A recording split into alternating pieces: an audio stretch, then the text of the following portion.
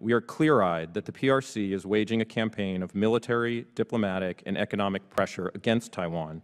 China's leaders have yet to renounce the use of military force, while they increasingly turn to the PLA as an instrument of coercion in support of their revisionist aims, conducting more dangerous activities in and around the Taiwan Strait. Military aggression across the strait, whether in the form of an outright invasion, a blockade, or other means, would risk human life and global prosperity unimaginable in this century. It doesn't help that President Biden is having trouble articulating a consistent policy toward Taiwan or what would happen if Xi were to invade. But whatever the policy is today, the use of military force has been and will remain our most effective deterrent against invasion.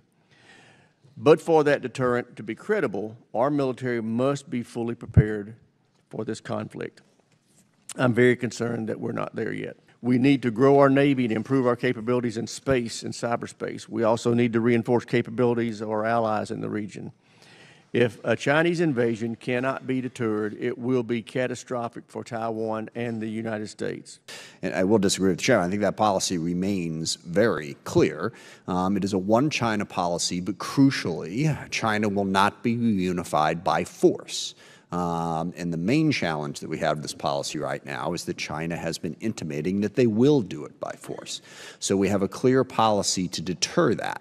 And it is worth noting that we've certainly done a lot more in the last 2 years to deter China in terms of building up Taiwan's defense forces and, crucially, building partnerships throughout the region to deter China than was done in the previous 4 years, without any question. If they are able to, by force, retake Taiwan, they have their eyes on a number of other places. There's territory in Japan, the Philippines, Vietnam, Indonesia, India, I think someone told me even Russia, that China claims that should be part of theirs. If they can bully their way into Taiwan, it is not the last place that they're going to try to bully their way into, which is why it is so important that we have an adequate deterrence.